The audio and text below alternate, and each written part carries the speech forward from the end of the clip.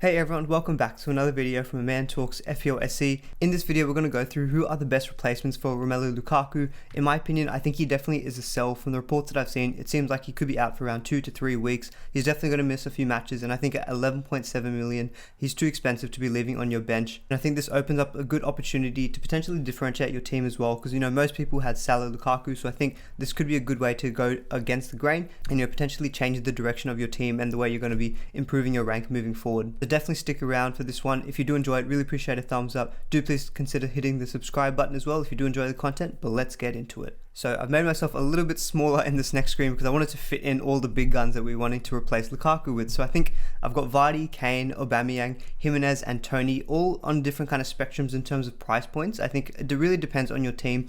You could opt to go for a cheaper option like a Jimenez or a Tony and use that Lukaku money to go upgrade one of your midfielders to the likes of a Heung-min Son or Kevin De Bruyne. That could be a viable tactic. Or what I think most people are probably going to be doing is probably keeping that money in that premium slot, because we know in the future we're going to probably want to keep money in that position just for the likes of Harry Kane, Vardy, Ronaldo will come back into the picture sometime later in the season as well. And so that's probably the way I'm also personally leaning, is sticking with that premium structure. I myself probably won't get Jimenez or Tony to replace Lukaku. I'm probably looking mainly at Jamie Vardy and Kane, and I think that's the big debate.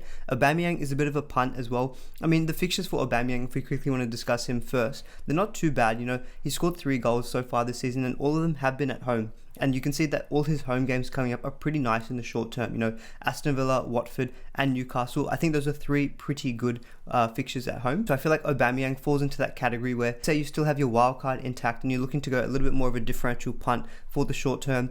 I would probably go with someone like Aubameyang. I know it seems crazy, but he's obviously a little bit cheaper than the other two. So if that money saving from Lukaku to Aubameyang allowed you to upgrade one of your cheaper midfielders to, say, like a Kai Havertz, who I do think is actually going to be a very, very good punt for the next few game weeks while Lukaku is out, I think bringing in someone like Aubameyang for a short-term punt that you can then wildcard out of, with a clear exit plan, I think it's a good strategy.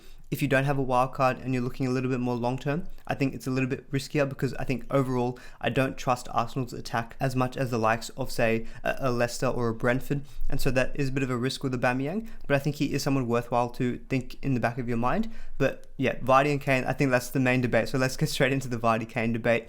I think, again, similar, if you have a wildcard still in play, I would much prefer going with someone like Vardy over a Kane. Mainly because in the short term, I do think that Leicester's fixtures are better than Spurs. Brentford, Arsenal, Leeds is much better in my opinion than West Ham, Manchester United and Everton. Now, Brentford have looked pretty good defensively, so I do understand that it could be a tough game, and it is away as well. But what we've seen from Brentford is that they can be very open at times, so I think that could suit someone like Jamie Vardy a little bit more in the counter-attack. Arsenal at home, yes, it could be a little bit tough. Arsenal do have some good defensive statistics, but I think Vardy is one of those players who always tends to perform well against a traditional top 6 team. So I think that's still okay for Vardy. And then Leeds, I think, is a great matchup for Vardy. So I think the next 3 are overall not too bad for Vardy in comparison to Kane. I think Kane, West Ham away, I don't see it as tough of a matchup, because I don't think West Ham have been the best defensively, and traditionally that game has got a lot of goals in it between Spurs and West Ham. And an interesting stat, Harry Kane has scored 11 goals in his last 12 appearances against West Ham, although only 3 of those came away. So you could argue, yes, there's goals in it, but how many is Kane going to get? Who knows? I think that particular fixture seems like a game that's really good for someone like Son on a counter-attack, because West Ham are a pretty good attacking team. Although obviously if Son's getting the goals, there's a good chance that Kane is getting the assists at least as well. And the reason that people are so high on Kane is obviously he just got a goal and assist against Newcastle, who are pretty poor defensively, so I wouldn't read too much into that. But he has looked a little bit better in the past couple of weeks. I think he's recorded a few big chances in each of his last few matchups, so he is starting to come a little bit back into the fold. And it's really those run of games from Gameweek 12, Leeds, Burnley, Brentford and Norwich is a great 4-game stretch where you could even potentially captain someone like Harry Kane. And in comparison, I don't think you're likely to be captaining someone like Jamie Vardy. Yes, he does have good games in the future as well, like Watford at home and Southampton. But in those particular matchups, I do believe Salah has a better fixture, so you could easily go for someone like Salah. And so I think on the debate of, Vardy versus Kane, I think if you're looking to bring in Kane and potentially captain him in the future, like, Game Week 12 is a good option where Salah has got Arsenal, but you can see there that Kane has got Leeds at home and Vardy's got Chelsea. So in that instance, if you're looking for the next 4 game weeks and you're thinking, I think I want to captain a Spurs player in that one, then I would probably go for someone like Kane, unless you're obviously willing to make that switch from Vardy to Kane in game week 12. That could be a nice way to play it as well. I mean, on an underlying stats basis, Vardy is clearly performing much better than Kane. Kane has obviously been very, very slow to begin the season. And Vardy has hit the ground running, 7 goals and an assist already in the first 8 game weeks. So he's averaging about 7 FPL points per match. So he's clearly on form. And so I think that probably seems the most obvious move for the majority of people. Obviously, there could be some people who can't afford to go to Harry Kane because he's a little bit more expensive than Lukaku. My own personal opinion is that I probably do think that Vardy seems the more straightforward and, you know, more sensible option. But for me, I've done a bit of tinkering with the team, and we will get into that as well in a latter part of the video. For me, because I've just played my wildcard and I do have some issues in my team, potentially Reece James, Adam Armstrong, I still want to bring in someone like Son, Tony in the future. I can't really book in too many transfers, and I feel like with Vardy, I feel like I'll want him for the next 3, but I feel like I'm going to want to switch to Kane. And so part of me is thinking, is it worthwhile like preponing that transfer, just bringing him in now and hoping that he goes through the next 3 games unscathed and then is ready to go from game week 12? Because Manchester United at home, on paper it looks tough, but Manchester United defensively have not been the best so far. But I wouldn't use that argument too much in terms of trying to validate the decision of bringing in Harry Kane, because ultimately, at the end of the day, it's a home fixture against Manchester United, who are a tough opponent and typically have actually been better away from home. So I would think about that as well. It could be a cagey match. And Everton, yes, they've lost to Koure. They might not be the best defensively, but with Benitez, he seems like he can scrap a result against anyone at the moment. So I think if you're looking purely on a fixtures basis, you've got a wild card in play, I definitely would attack it with someone like Vardy.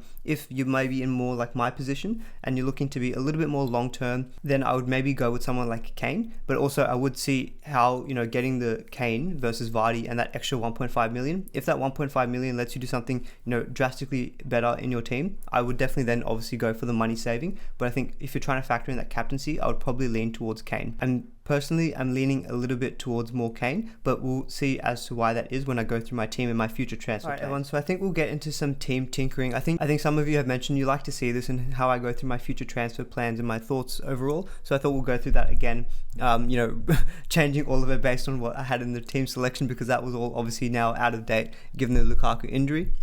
So this is how the team is set up as before, no changes made here yet. So obviously Lukaku, I think, is probably going to be the free transfer I was going to make. I was hoping to roll it, but I don't think we can do that anymore, obviously. So let's say for argument's sake, I opt to go with Vardy. Just to illustrate, I'll also go through an example where I go with Harry Kane as well. So I've got Jamie Vardy there in now, and you can see I've got like 3.8 million in the bank. So I've got a lot of money to play with, and I don't think I would make any other changes this week. I would probably just do the one single change of Lukaku to either Vardy or Kane, and I'd have a lot of money still in the bank. So I definitely can easily get to Kane as well with the money I've got left over. I 100% will be captaining Mo Salah now at this point. I don't think, even if I bring in someone like Kane, I don't think I'll be captaining over Salah because he's just got the form at the moment. I don't really want to bet against it, to be honest. So I'm just going to stick the armband on Salah. And then that's how we could line up for game week 9. So we'll switch over now to game week 10. And so now here, looking at game week 10, we can see here that I think most of the team looks fine in terms of the defenders, etc. I think the main issue here will be I probably want to bring in someone like Ivan Toney, because that's when they begin their really nice run coming up against Burnley away. So Toney is probably who I'd be looking at as my next transfer target from this point onwards. And for argument's sake, let's say Armstrong doesn't play again this game week, and then he's definitely got to go, then I'll probably make the move from Armstrong to Toney. If Armstrong is still looking okay, what I have thought about even doing potentially is I could just make no transfers this game week. I could actually roll it because yes, Burnley away is a good fixture for Brentford, but the rest of the team, if Armstrong is playing and starting, he's got Watford, so it's still equally a good fixture. Antonio's got Aston Villa, so it's not a horrible fixture either. And this could give me the opportunity, say if Reece James again is getting benched and I just don't want him anymore, I could even move on someone like Reece James, although I'm hoping that's not the case. So I could potentially, leave the team as is and roll the free transfer, although, rolling the free transfer, FPL throws some kind of curveball, but for argument's sake, let's say I do that. And so I'd roll the free transfer for game week 10. So now moving on to game week 11, this is where I think having 2 free transfers could be really, really useful, which is why I'm potentially leaning towards maybe rolling it in game week 10. Is that Antonio has got Liverpool and the start of his really tough run. You can see Liverpool, Wolves, Man City and Brighton, and then it's Chelsea after that as well. So I probably would be looking to move on Antonio at this point in time. Armstrong, again, he could now be an issue, and he also has Aston Villa, so if he's not looking good, he would probably someone I would look to move on as well. So we could actually make 2 forward swaps in this game week, and this is when Brentford do have Norwich. So I definitely would want to bring in Tony for this game week as well. So let's say I take out Antonio for Tony. You can see there I've got so much money left spare. Let me just scroll up there. I've got 5.2 mil budget remaining, so there's a lot of money to be playing around with, which is great though, because that's basically my Heung-min Son fund.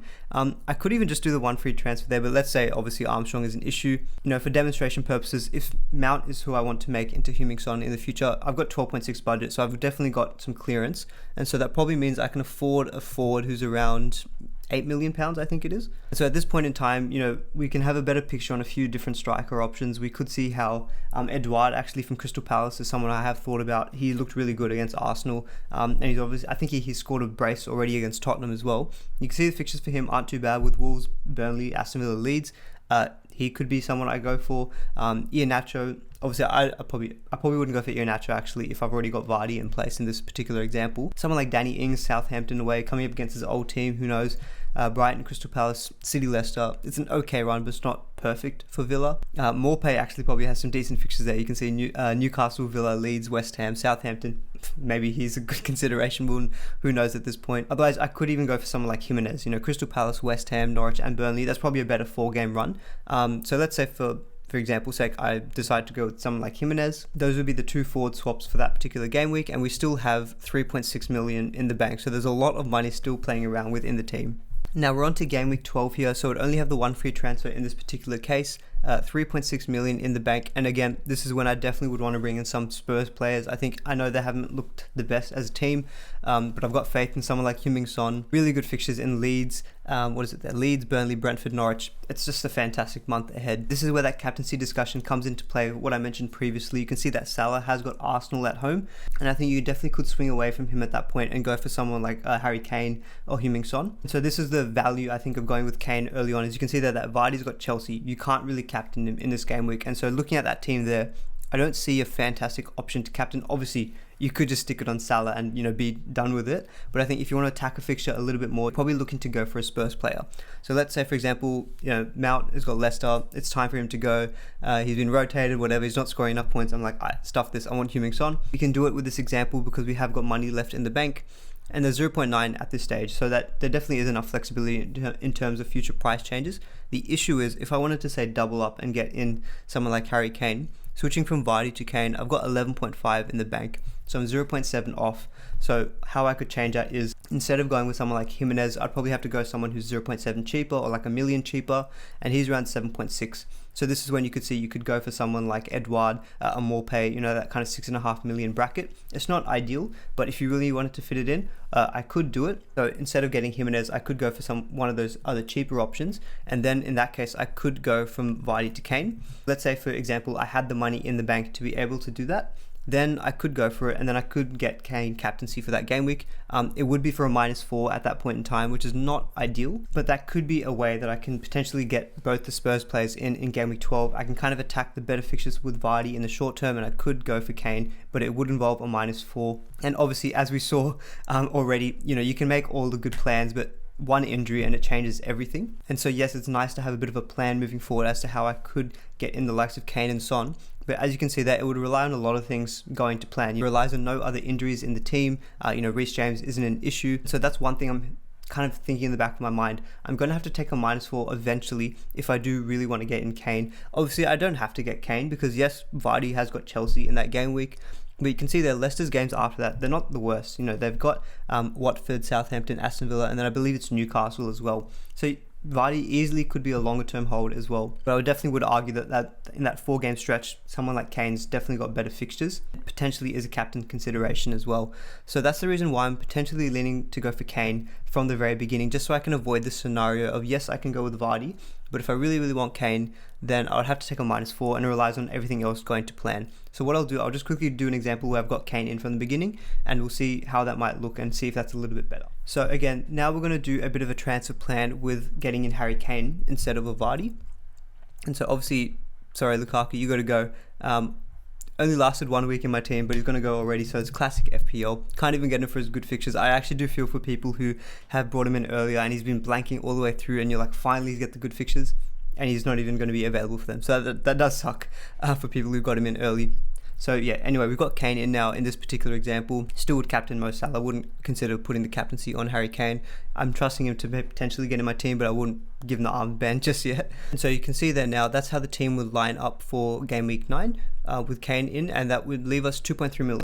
So we'll switch over now to game week 10. So again, similar to the previous example, this would probably would be the time when I'm trying to bring in someone like Ivan Toney. I could obviously roll the transfer if Armstrong is playing, but otherwise I would say bring in Toney in this particular game week, and it probably would be for Armstrong if he's unavailable again. So let's say in this example, I will bring in Toney in game week 10. In the last example, I was rolling the free transfer, but I think for this example, let's do a little bit differently and see how that looks. So say I want to bring in Toney next game week, and so that's going to be for Armstrong. And so this is how we would line up for game week 10 in that instance. And Salah, I probably would captain him again against Brighton. Brighton are a pretty good defense, but Salah's playing at home, so I probably would just favour him in that point. I wouldn't be captaining Kane against Manchester United. So Salah would be the way I would go. So now game week 11, again, if we're looking to potentially move off Antonio, we don't necessarily have to because we have got Toney in place there and the rest of the team looks okay. And so I could potentially roll the transfer, although if I do want to attack the fixtures a little bit more, I probably would take out Antonio at this point in time. And so what I want to just do quickly at this point is refer back to my budget,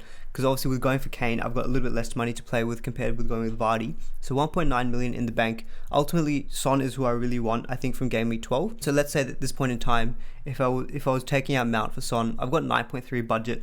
I'm going to add an extra like million to that, just given potential price changes moving forward. Maybe even 1.2 million, to be honest. But basically what I would need to do with taking out Antonio is I need to get in someone who's about a million and a half cheaper than Antonio. So let's just keep that in the back of our mind when going with someone if we are looking to replace Antonio. So it says 9.7 budget, but really we want someone cheaper than him. Again, similar to the previous example, we could go for those cheaper options like Morpay, Edouard, Saint Maximum, who knows, we could even go for people like that. Callum Wilson, someone I definitely like as well. At this point in time, because we don't have Vardy, we could maybe consider Iheanacho, but the problem is that I don't think it would work too much with the budget. I have thought about this already. So if I did bring in Iheanacho, there's 2.7 in the bank, and so basically that's 10.1 available for bringing in Son from Mount, and that's exact money. So that we would definitely need someone, I think, cheaper than Iheanacho, unless price changes work in our favor. But that being exact money at this, like right now, that makes it really difficult to assume that we can get in Son by getting in Iheanacho. So Iheanacho probably we wouldn't be able to afford.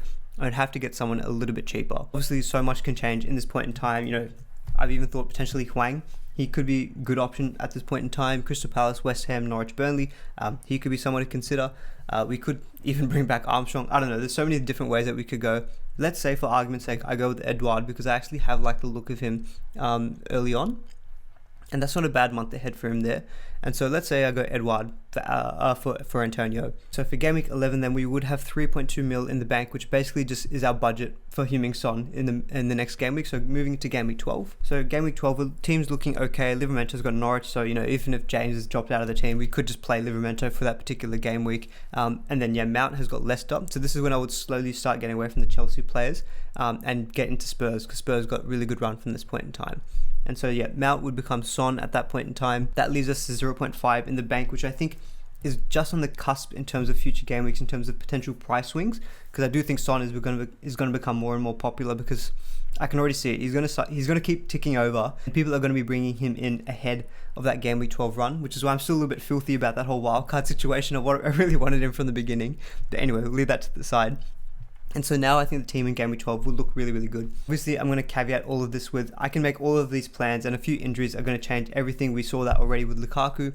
But that's how I'm thinking at the moment. The benefit of going with Kane instead of Vardy from the beginning is that I don't have to take a hit. I don't have to be taking in a hit, and so it's booking in that one less transfer, which is something that I'm thinking about seriously, because obviously we know that if I do want to get Kane, ultimately it might just be easy if I just get him now and then work through it later, because if I get in Vardy and I've still got someone like Armstrong, Reece James, I want to bring in Toney, I want to deal with Antonio. There's a lot of moves I want to do in the next few game weeks, which is why I'm thinking more long term. Just get in Harry Kane, just stick him in, hope that the form returns and that he can do really well in the next few game weeks, ready to go for game week 12 as well. But hopefully you guys found that useful. The video might be a little bit longer, but hopefully this was useful in terms of going through my own thought process, and hopefully you can apply this for your own teams. So definitely drop the video a like if you did enjoy it. Really appreciate a subscription to the channel if you did enjoy the content and want to see more of it. But I'll see you all in the next video.